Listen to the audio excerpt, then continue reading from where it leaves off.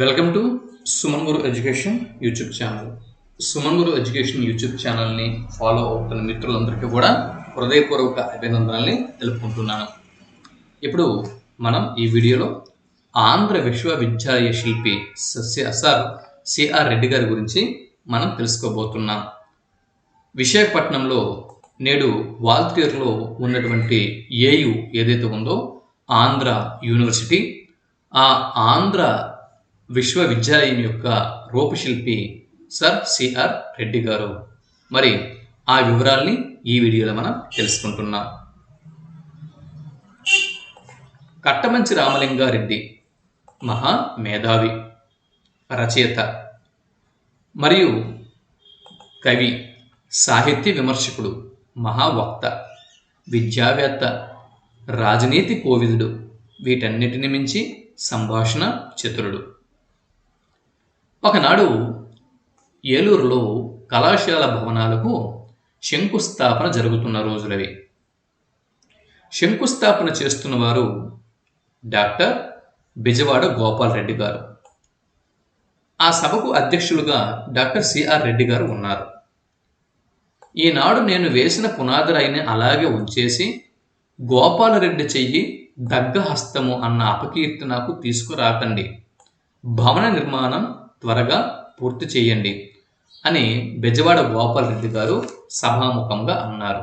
వెంటనే సిఆర్ రెడ్డి గారు అందుకుని, గోపాల్ రెడ్డి గారిది దగ్గహస్తం ఎందుకు అవుతుంది, వారిది దగద్దగాయమాన హస్తం అని చలోక్తి విసిరారు. ఆ మాటలకు సభికులు హర్షధ్వానాలు చేశారు. ఇటువంటి చలోక్తులు, హాస్యోక్తులు కోకొల్లులుగా మనం చెప్పుకోవచ్చు.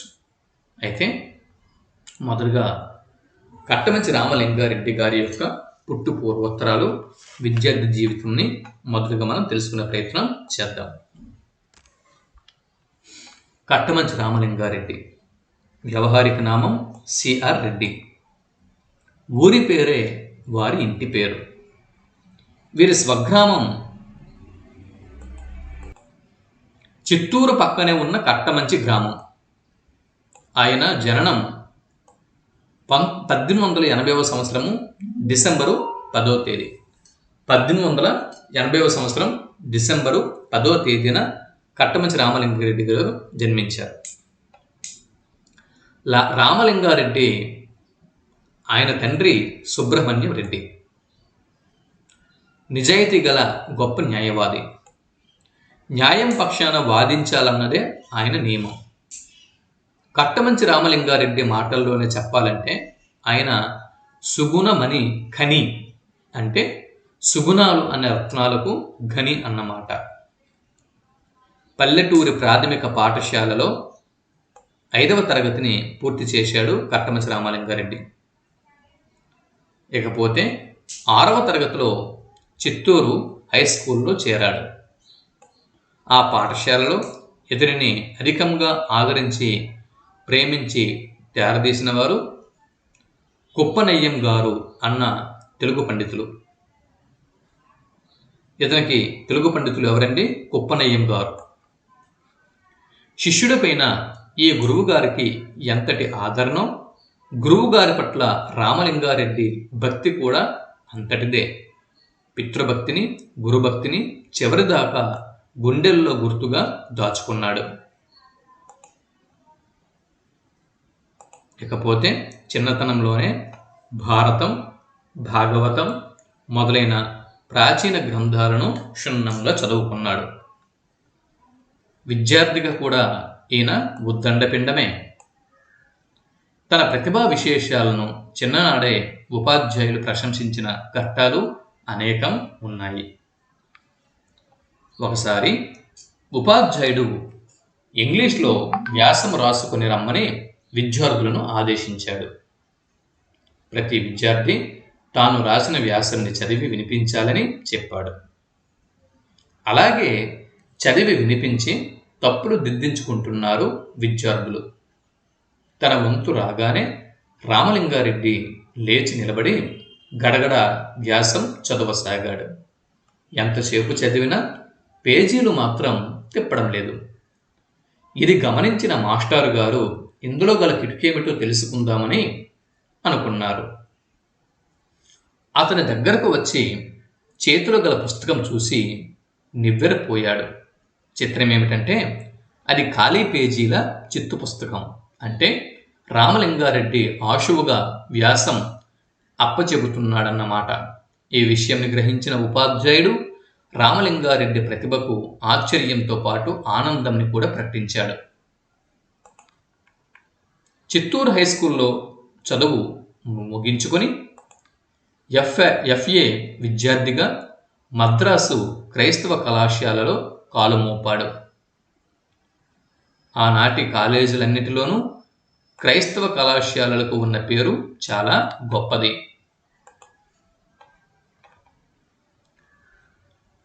ఇక రామలింగారెడ్డి గారికి చరిత్ర బోధించిన గురువు ప్రొఫెసర్ కెల్లెత్. ప్రపంచ దేశాల చరిత్ర సమస్తం వారికి కరతలా మలకం. ఒకసారి కళాశాలలో జనాభా వివరాలు సేకరించవలసిన అవసరం అయింది. ప్రతి విద్యార్థి కుల మత వివరాలు అడిగి తెలుసుకుంటున్నాడు కెల్లెత్. రెడ్డి వంతు వచ్చింది. నీది ఏ కులం అని కెల్లెత్ ప్రశ్న వేశాడు. నాకు కులం లేదు, నేను ఆది మానవుణ్ణి అని రామలింగారెడ్డి జవాబు ఇచ్చాడు. ఆదిమ యుగంలో మానవుల మధ్య కుల ప్రసక్తి లేదనే విషయం అందరికీ తెలిసిందే. మతాలు కులాలు మానవ కల్పితాలే కనుక వాటిని పట్టించుకోనవసరం లేదని రెడ్డి నమ్మకం.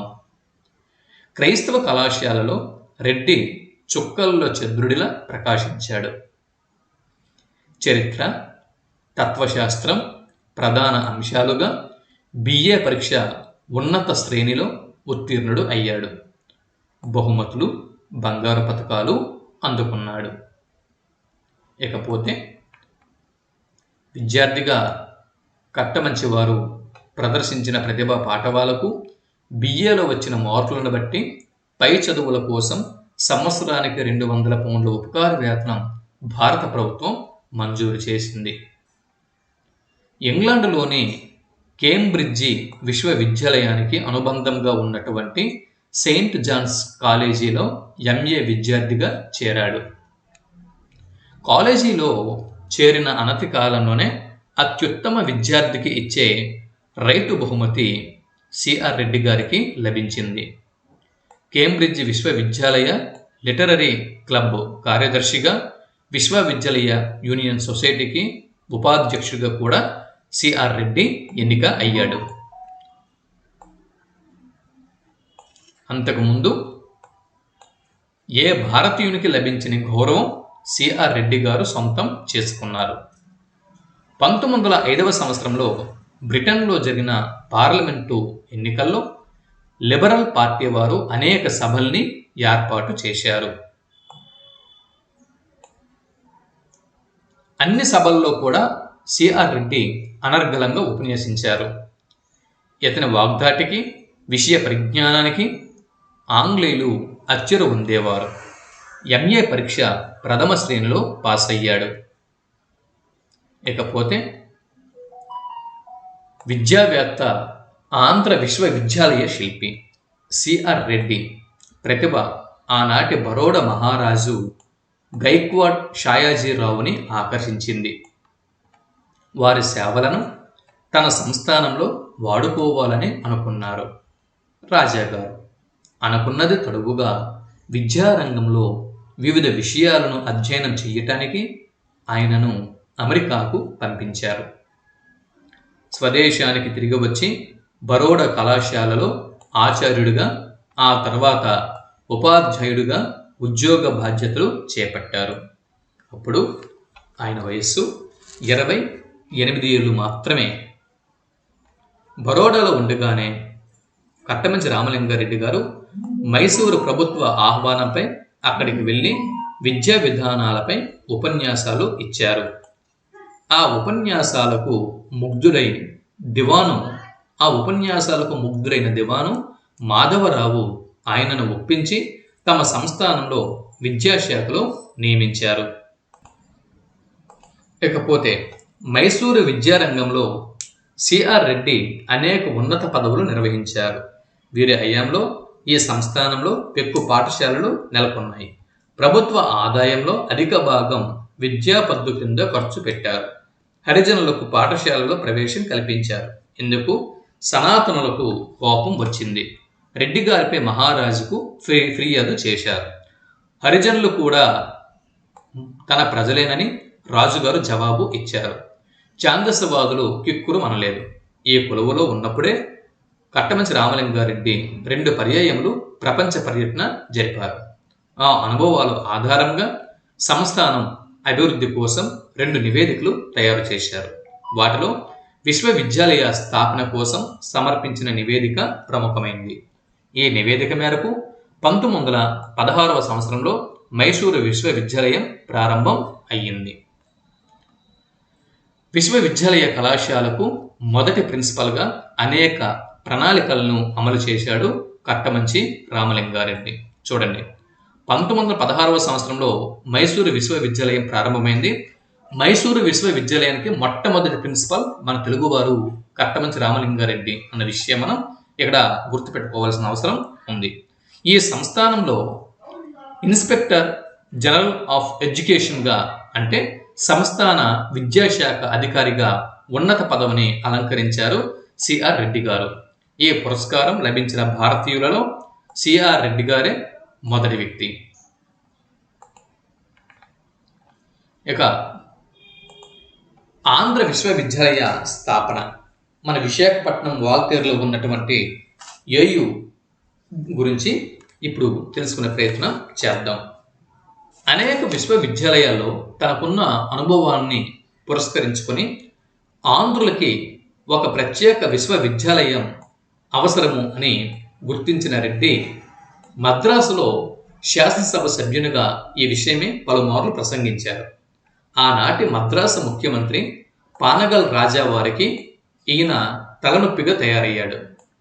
ఆంధ్ర విశ్వవిద్యాలయం ఏర్పాటు చేసి ఉపాధ్యక్షునిగా రెడ్డిని నియమించి తన తలనొప్పిని తగ్గించుకోవాలి అనుకున్నారేమో. తక్షణమే విశ్వవిద్యాలయం ఏర్పాటుకు అంగీకరించారు రాజాగారు.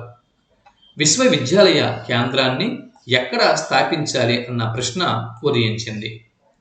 బెజవాడ అని కొందరు, విశాఖపట్నం అని కొందరు, గుంటూరు అని కొందరు, నాటి రాయలసీమలోని బళ్ళారి అని మరికొందరు, ఈ విధంగా కర్నూలు అని కొందరు ఎవరికి వారు ప్రాంతీయ స్వార్థంతో వాదించడం మొదలుపెట్టారు. ఆ ధోరణి సిఆర్ రెడ్డి గారికి నచ్చలేదు. శాసనసభలో ఎవరికి వారు విశ్వవిద్యాలయ కేంద్రంని తమ పట్టణాల్లో ఏర్పాటు చేయాలని కోరడం సరైనది కాదు. సదుపాయాలు చక్కగా ఉన్న చోట ఏర్పాటు చేయడం సరైనది. విశ్వవిద్యాలయాల్లో ఎలాంటి విద్య ఎలా నేర్పించాలి, దేశ అభివృద్ధికి తోడ్పడే విద్యార్థులను ఎలా రూపొందించుకోవాలి అన్న ప్రధానమైన బాధ్యతను మర్చిపోరాదని ఆయన హెచ్చరించడం జరిగింది. అయితే సిఆర్ రెడ్డి గారు ప్రథమ ఉపాధ్యక్షులుగా బెజవాడ తాత్కాలిక కేంద్రంగా 1926వ సంవత్సరంలో ఆంధ్ర విశ్వవిద్యాలయం ఏర్పాటు అయ్యింది. చూసారా, మన ఆంధ్ర విశ్వవిద్యాలయం మొట్టమొదటిసారిగా విజయవాడలో తాత్కాలిక కేంద్రంగా ఏర్పాటు చేశారు. ఎప్పుడు? క్రీస్తు 1926వ సంవత్సరంలో. ఆ తర్వాత 1929వ సంవత్సరంలో విశాఖపట్నానికి తరలిపోయింది. 1926లో విజయవాడలో ఏర్పాటు చేయగా 3 సంవత్సరాల తర్వాత 1929వ సంవత్సరంలో విశాఖపట్నంకి ఏయుని తరలించారు. ఆంధ్ర విశ్వవిద్యాలయ నిర్మాణంలోనూ అభివృద్ధి పరచడంలోనూ వీరి పాత్ర శ్లాఘనీయమైనది. మైసూరు విశ్వవిద్యాలయంలో వజ్రేంద్రనాథ్ సల్, కలకత్తా విశ్వవిద్యాలయంలో సార్ ఆశుఘోష్ ముఖర్జీ, కాశీ హిందూ విశ్వవిద్యాలయంలో పండిత మదనమోహన మాలవీయాలతో సిఆర్ రెడ్డి గారిని పోల్చవచ్చు. విశ్వవిద్యాలయ అభివృద్ధి కోసం శ్రీమంతుల వద్ద, సంస్థాన అధిపతుల వద్ద విరాళాలని సేకరించారు. జైపురం మహారాజు అయిన రాజా విక్రమదేవవర్మ 6 లక్షల రూపాయలు ఏయు భవన నిర్మాణానికి దానంగా చేశారు. అంతేగాక ప్రతి సంవత్సరం రూ. 1,00,000 విరాళంగా ఇస్తూ వచ్చారు. ఉపాధ్యక్షుని వేతనం 2,000 రూపాయలు కాగా తాను సగం జీతం మాత్రమే తీసుకుంటూ మిగిలిన సగం జీతం విశ్వవిద్యాలయానికి విరాళంగా ప్రకటించారు శ్రీ కట్టమంచి రామలింగారెడ్డి గారు. విఖ్యాత విజ్ఞాన శాస్త్రవేత్తలకు బహుమతిని ఇవ్వడం కోసం సర్ కట్టమంచి రామలింగారెడ్డి జాతీయ బహుమతి నిధి అన్న పేరుతో ఒక నిధిని సమకూర్చడం జరిగింది. సర్ సివి రామన్, సర్ కాంతి స్వరూప్, ప్రొఫెసర్ చంద్రశేఖర్ వంటి ప్రముఖులకు ఈ నిధి ద్వారా బహుమతులు ఇచ్చి వారిని గౌరవించారు కట్టమంచి రామలింగారెడ్డి గారు. ఇకపోతే కళాసేవలో తలపడిన ప్రముఖులను కళాప్రపూర్ణ బిరుదుతో సత్కరించారు. పలు ప్రాంతాలకు పండితులను పంపించి ప్రాచీన తాళపత్ర గ్రంథాలను ఎన్నిటినో సేకరించారు. తంజావూరు సరస్వతీ మహాల్ గ్రంథాలయంలోని తాళపత్ర తెలుగు గ్రంథాలకు నకలు ప్రతులుగా వ్రాయించి భద్రపరిచారు. ఆంధ్ర భాషకు ఈ విధంగా అమోఘమైన సేవ చేశారు రెడ్డి గారు. కుల, మత, జాతి, ప్రాంతీయ విభేదాలకు అతీతంగా వ్యవహరించారు. విశ్వవిద్యాలయ అధ్యాపక నియామకాల్లో కేవలం ప్రతిభకు, యోగ్యతకు మాత్రమే ప్రాధాన్యమిచ్చి ఉద్యోగాల్ని ఇచ్చారు. 1926 నుంచి 1930 వరకు మొదటిసారి ఉపాధ్యక్షులుగా ఈయన కొనసాగడం జరిగింది. ఆ తర్వాత కొంతకాలం సర్వేపల్లి రాధాకృష్ణన్ గారు ఆ పదవిని అలంకరించి ఇంకా ఏయుని అభివృద్ధి చేశారు. రెడ్డి గారు మరలా 1936 నుంచి 49 వరకు రెండవసారి ఉపాధ్యక్షులుగా పనిచేశారు. వీరి నేతృత్వంలో ఇది ఆదర్శ విశ్వ కళా పరిషత్తుగా రూపురేఖలు దాల్చింది. అంతవరకు విశ్వవిద్యాలయంగా ఉన్నటువంటి ఏయు తర్వాత ఆంధ్ర విశ్వ కళా పరిషత్తుగా అవతరించింది. అందుకే నేడు అన్ని యూనివర్సిటీలకు కూడా విశ్వవిద్యాలయం అనే పేరు ఉంటుంది, కానీ ఆంధ్ర విశ్వవిద్యాలయం ఏయుకి మాత్రము ఆంధ్ర విశ్వ కళా పరిషత్ అనే పేరు ఉంటుంది, గమనించండి. ఇకపోతే రాజకీయాలు, రామలింగారెడ్డి వీటిని చూద్దాం. కట్టమంచి రామలింగారెడ్డి రాజకీయ జీవితం విద్యార్థి దశలోనే ప్రారంభమైంది. బ్రిటన్లో కేంబ్రిడ్జి యూనివర్సిటీ లిటరరీ క్లబ్ కార్యదర్శిగా 1905లో ఇదే యూనివర్సిటీ యూనియన్ సొసైటీకి ఉపాధ్యక్షులుగా గెలుపొంది రాజకీయాల్లో ఆయన కాలు మోపారు. 1921వ సంవత్సరంలో మైసూరు సంస్థానం విశ్వశాఖ అధికారి పదవికి రాజీనామా ఇచ్చి స్వగ్రామం చేరుకున్నారు. నాటి జిల్లా ప్రముఖ రాజకీయ నాయకుడు మునిస్వామి నాయుడు గారి ప్రోత్సాహంతో శాసనసభ ఉప ఎన్నికల్లో గెలిచి మొదటిసారిగా 1922వ సంవత్సరంలో దేశ క్రియాశీల రాజకీయాల్లో కాలు మోపడం జరిగింది. మద్రాసు శాసనసభలో ప్రతిపక్ష ఉపనాయకుడిగా పాలక పక్షానికి కొరకరాని కొయ్యగా తయారయ్యారు. స్త్రీలకు పురుషులతో పాటు ఓటింగు హక్కు ఇవ్వాలని వాదించారు. వంశపారంపర్య హక్కులున్న ధర్మకర్తల పాలనలో దేవాలయాలు ఉండరాదని, అవి ప్రభుత్వ పర్యవేక్షణలో ఉండడమే మంచిదని, ప్రజాప్రభుత్వ పరిపాలనలో కుల వంశ పారంపర్య హక్కులు ఉండటం చాలా తప్పు అని వాదించి తన ప్రజాస్వామిక ఆదర్శాన్ని చాటుకున్నారు. తర్వాత ఆయన కొంతకాలం జిల్లా రాజకీయాల్లోకి వచ్చారు. కొన్ని సంవత్సరాలు చిత్తూరు జిల్లా బోర్డు అధ్యక్షులుగా స్థానిక ప్రజల అభ్యున్నతికి విశేషంగా పాటుపడ్డారు. ఆంధ్రకేసరి టంగుటూరి ప్రకాశం పంతులు గారి ఆశీస్సులతో కాంగ్రెస్ పార్టీలో చేరారు. కానీ ఆ పార్టీలో ఎంతో కాలం నిలవలేదు. పాలక పక్షం చేసే తప్పులకు ఆయన ఎప్పుడు విరోధి, సత్య విమర్శకుడు. ఇకపోతే రచయితగా కట్టమంచి రామలింగారెడ్డి గారి ప్రస్థానాన్ని చూద్దాం. కట్టమంచి రామలింగారెడ్డి రచనలు సంఖ్య స్వల్పమే కావచ్చు, కానీ వారి ప్రశస్తి అనల్పం. ఆయనను కవిగా, వక్తగా, సాహిత్య విమర్శకుడిగా తీర్చిదిద్దింది మద్రాసులోని క్రైస్తవ కళాశాల వాతావరణమే. ఆ ముక్తమాల్యద, శృంగార నైషధం మొదలగు గ్రంథాలకు ఈయన వ్యాఖ్యానాలు వ్రాసిన పండితుడు కట్టమంచి రామలింగారెడ్డి. గొప్ప నాటకకర్త కూడా. కవి స్తవము తర్వాత కవిసత్తమునిగా సుప్రసిద్ధులైన శ్రీ వేదం వెంకటరాయ శాస్త్రి ఈ కళాశాలలో సంస్కృత అధ్యాపకులుగా ఉండేవారు. చూడండి, మద్రాసు క్రైస్తవ కళాశాలలో సంస్కృత అధ్యాపకులుగా శ్రీ వేదం వెంకట్రాయ శాస్త్రి గారు ఇక్కడ సేవల్ని అందించారు. కవిసప్త మునిగా సుప్రసిద్ధులైనటువంటి శ్రీ వేదం వెంకటరాయ శాస్త్రి ఈ కళాశాలలో సంస్కృత అధ్యాపకులుగా ఉండేవారు. వారి ఉపన్యాసాలు, రచనలు కళాశాల విద్యార్థి దశలో సిఆర్ రెడ్డిని ఎంతో ఉత్తేజపరిచాయి. క్రైస్తవ కళాశాలలోని ఆంధ్ర భాషాభిరంజని, చూడండి, క్రైస్తవ కళాశాలలో ఆంధ్ర భాషాభిరంజని సమాజం ఏర్పాటు చేసిన పద్య కావ్య రచన పోటీల కోసం ముసలమ్మ మరణం అనే పద్య కావ్యంని ఈయన రచించి పోటీకి పంపారు. బహుమతిని కూడా పొందారు. అప్పటికి ఆయన వయస్సు 19 సంవత్సరాలు మాత్రమే.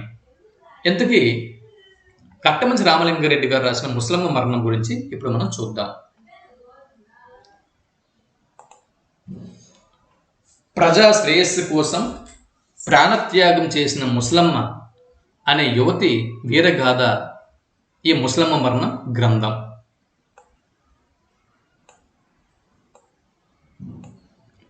అనంతపురం పక్కన బొక్కరాయ సముద్రము అన్న ఊరు ఉంది. అనంతపురం పక్కన బొక్కరాయ సముద్రం అన్న ఊరు ఉంది.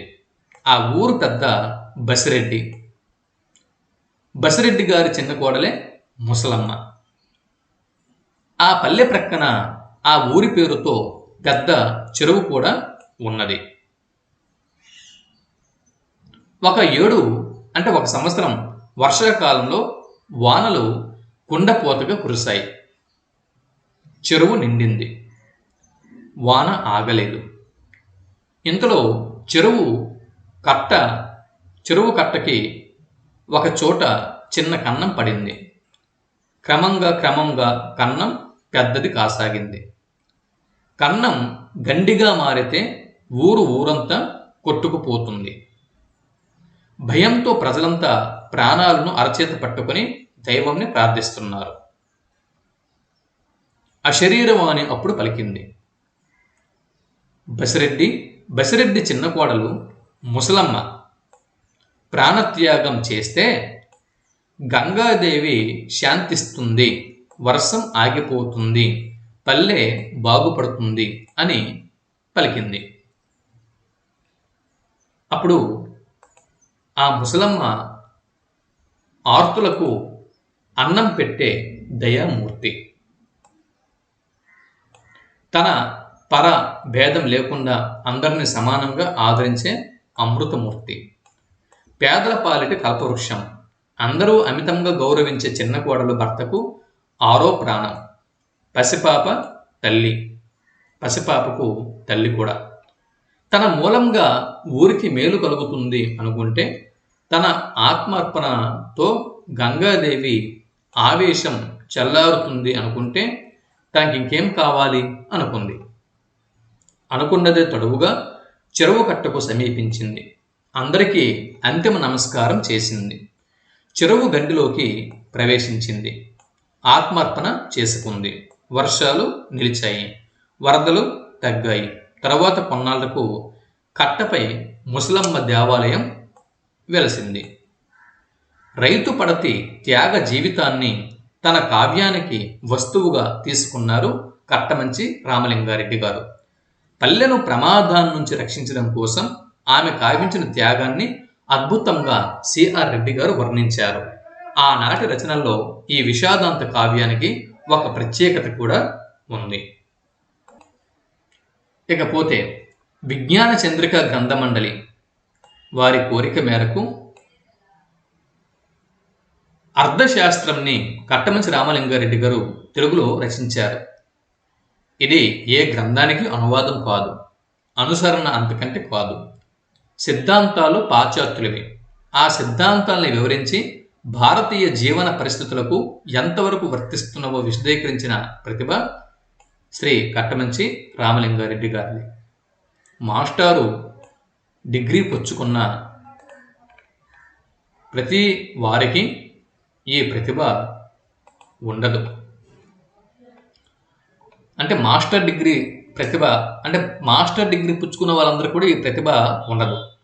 అన్ని వర్గాలతోనూ ఉన్న పరిచయము, ఎటువంటి విషయాన్నైనా వివరించగల భాషా పటిమ, నమ్మిన సత్యాన్ని నిర్మోహమాటంగా చెప్పగల చిత్తవృత్తి, సిద్ధాంతాన్ని బలపరుచుకోగల వాదనా పటిమ ఈ అర్థశాస్త్ర రచనకు రామలింగారెడ్డికి గల అర్హతలు. ఈ గ్రంథానికి మద్రాసు విశ్వవిద్యాలయ బహుమతి లభించింది. ఇకపోతే కవిత్వ తత్వ విచారం చూద్దాం. కట్టమంచి రామలింగారెడ్డి గారి కవిత్వ తత్వ విచారం ఇది చూద్దాం. ఇది మైసూరులో గడిపిన 10-12 ఏళ్ల కాలంలో రచించిన ఒక సాహిత్య విమర్శ గ్రంథం. కట్టమంచి రామలింగారెడ్డి గారు రాసినటువంటి ఒక సాహిత్య విమర్శ గ్రంథం కవిత్వ తత్వ విచారం. మద్రాసులోని వావిళ్ళ వారి కోరికపై దీన్ని రాశారు. అంటే వావిళ్ళ వాసుదేవ శాస్త్రి గారి కోరిక మేరకు దీన్ని కట్టమంచి వారు రాయటం జరిగింది. ఈ గ్రంథం రాకతో సాహిత్యంపై మన వారికి ఉన్న పాత అభిప్రాయాలు పటాపంచులు అయ్యాయి. ఒక కావ్యంలోని పాత్రల ఆకారాన్ని చిత్రించడం ముఖ్యం కాదు, స్వభావ చిత్రణ ముఖ్యం. పాత్రలు ఒకదానికి ఒకటి నకలుగా ఉండరాదు. కవులు ప్రతి పాత్రలో గల మంచి చెడ్ల రెండింటిని చిత్రీకరించాలి. వ్యాకరణాలు, నిఘంటువులు వల్లించడం కంటే కవికి భావనా శక్తి ముఖ్యం. ఈ భావాలు కొత్తవి, ఆయన విమర్శకు ఇవి ప్రాణాలు. వీటిని ఆధారంగా చేసుకుని పింగళ సూరన కళా పూర్ణోదయంని మెచ్చుకున్నాడు. ఇందులో సూరన భావుకథను, రచనా శక్తిని గూర్చి సద్విమర్శ చేశాడు. మహాకవి భట్టుమూర్తి వ్రాసిన వసు చరిత్రను ఒకవైపు మెచ్చుకుంటూ మరోవైపు చప్పరించారు. ఆఖరికి తెలుగు పదాలలోని సత్తా తెలుసుకోవాలంటే వసు చరిత్ర చదవాలి అని ముగించాడు. ఇది కవిత్వ తత్వ విచార గ్రంథం. ఇకపోతే పీఠికలు. తన గ్రంథాలకు, తన ఆప్తుల రచనలకు చక్కని పీఠికలను రచించారు కట్టమంచి రామలింగారెడ్డి గారు. ఈ పీఠికల ద్వారా ఆయన అభిప్రాయాలు, అభిరుచులు, అలవాట్లు, ఆత్మీయతలు, ఆనాటి ఆచార వ్యవహారాలు, ఇలా ఎన్నో విషయాలు మనకు తెలిసి వస్తాయి. ఇక అవసాన దశ అంటే చివరి కాలం. 2వ ప్రపంచ యుద్ధం సమయంలో కొంతకాలం ఆంధ్ర విశ్వవిద్యాలయాన్ని వాల్తేరు నుంచి గుంటూరుకు మార్చడం జరిగింది. యుద్ధం ఆగిపోగానే 1946వ సంవత్సరంలో మళ్ళీ వాల్తేరుకు మార్చారు. ఆ సమయంలో రామలింగారెడ్డి ఉపాధ్యక్షులుగా ఉన్నారు.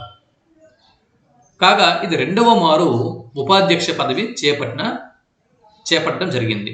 అంటే ఇంతకు ముందు మనం చెప్పుకున్నాం, మొదటిసారి ఉపాధ్యక్షులుగా కొనసాగారు.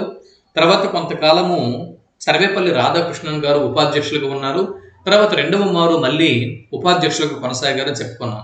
కాబట్టి 2వ మారు ఉపాధ్యక్ష పదవి చేపట్టినప్పుడే ఆ రోజుల్లోనే 2వ ప్రపంచ యుద్ధం జరగగా 1946వ సంవత్సరము కంటే ముందు, అంటే ఆ కాలంలో గుంటూరుకు మార్చి, వాల్తేరు నుంచి గుంటూరుకు మార్చి ఏయుని మళ్ళీ గుంటూరు నుంచి మళ్ళీ వాల్తేరుకి తీసుకురావడం జరిగింది.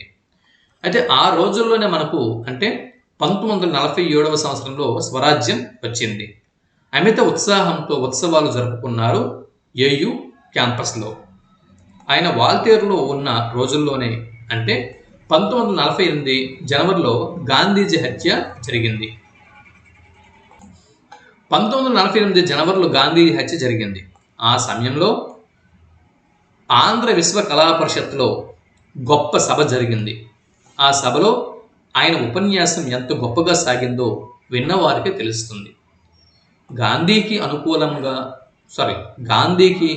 మరియు తనకు గల సంబంధాల గురించి చాలా దుఃఖంతో వివరించారు కట్టమంచి రామలింగారెడ్డి గారు.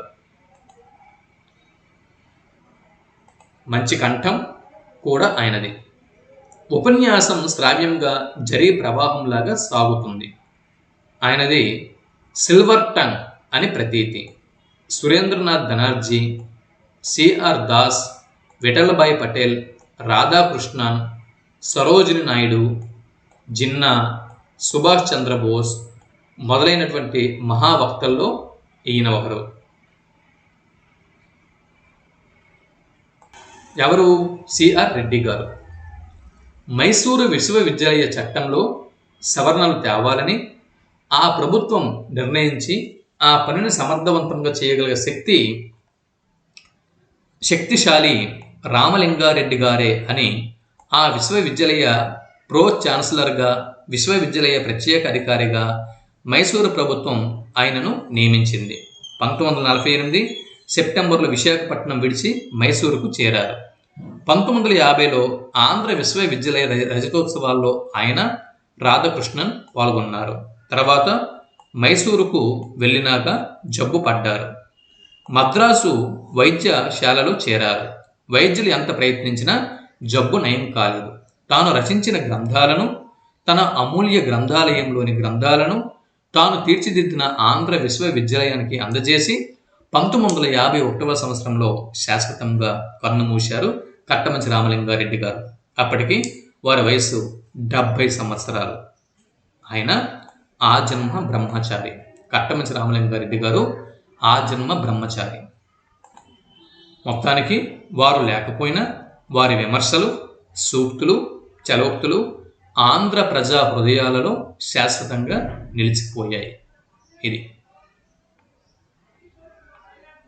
కట్టమంచి రామలింగారెడ్డి గారికి సంబంధించినటువంటి వీడియో విశేషాలు. తర్వాత మరో వీడియోలో మరో గొప్ప వ్యక్తి గురించి మళ్ళీ తెలుసుకునే ప్రయత్నం చేద్దాం. అంతవరకు సెలవు. నమస్తే.